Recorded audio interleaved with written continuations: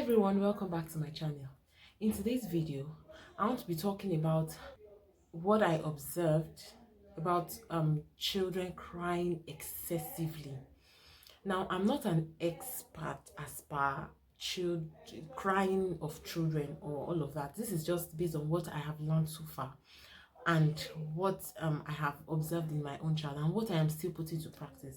Now, if you know me and you know my girls, especially my first daughter, she cries a lot, and I'm still in that phase where I'm like, why are you crying so much? What's going on? So I'm trying to balance. In Yoruba, that's a Nigerian language, we call it ayo.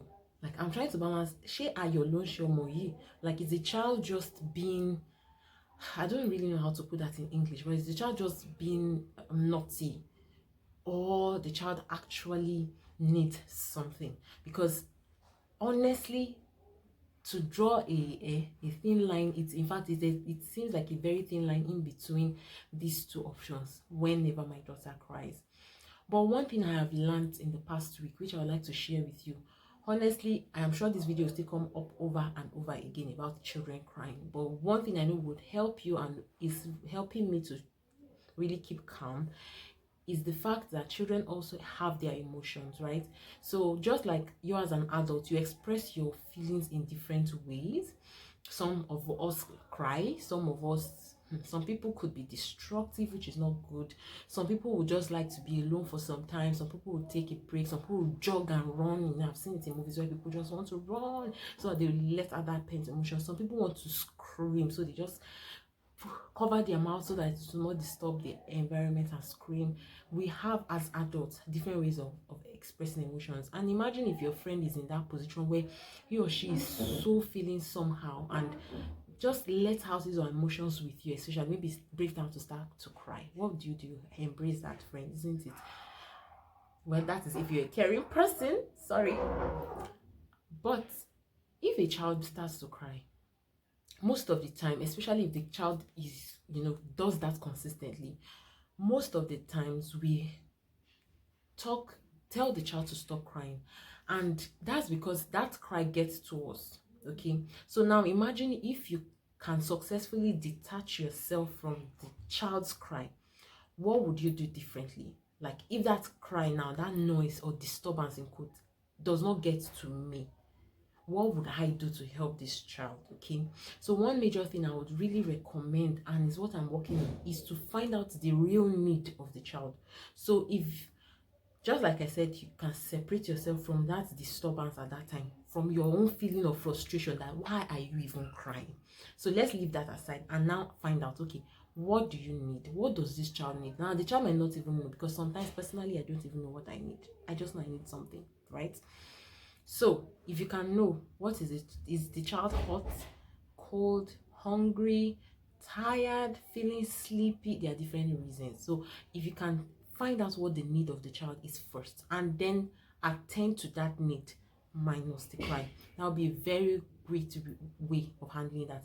Secondly, please, let's try as much as possible. Honestly, I'm working on it even on Gaza now, not to talk down on the child as per crying, like, stop crying, why are you crying now, like, that kind of thing. So let's try to maybe validate the feelings of that child. So if sometimes I could just look at a child and I'm like, are you sad that I collected this from you? Oh, you must be feeling, angry that this happened, and that is normal. I feel that way too sometimes. So, and never mind, that child might be two or less, it is still okay to talk to validate the feeling of the child. Okay, so that would help the child. It might not be immediate, the child might not stop crying, but over time that child will know that, okay, you're not shaming him or her and saying and you should not be crying, you're a big girl now. Do you see your sister crying? Do you all of that? It's not really necessary. Let's just validate exactly how that child feels and say it's okay. Another thing I can suggest, just give the child a hug. Sometimes my daughter pushes me, be like, that's not what I want, which is where we find out what the child really wants. But sometimes she does not know, we don't know, and then maybe a hug will just settle it. I'll just carry her and hug her. Some people say I indulge her, but I'm coming to this place where I want to balance it. So I don't want to push her totally away, like, because really I get to that point. In fact, I think this evening I even got to that point. I say, see, if I hear you cry again, it got to that point. Because sometimes I'm like, the thing that is happening now does not warrant crying. You want food, this is the food. Okay, now can we start eating and you're still crying? So there are many things, and it's still a process. And trust me, I'm going to bring you along on my journey. But for now, this is exactly what I have learned. And I think my husband and I even talked about it over the weekend. I'm like, okay, let's try not to condemn that feeling, because the child also needs to be reassured. He also needs to learn. Yes, this is a very important part. The child also needs to learn how to communicate his or her feelings. So that's what we need to do to help the child. Let's help the child to communicate that feeling that he or she is feeling. I hope this video has helped someone. Like I said, I'm going to still continue as I discover more. Please do well to hit the like button if you enjoyed today's content, and don't forget to hit the subscribe button. Thank you so much for those who have subscribed. Remember, I do parenting content, kingdom parenting content every single week. That will definitely bless you. Thank you so much once again, and see you in my next video. Bye.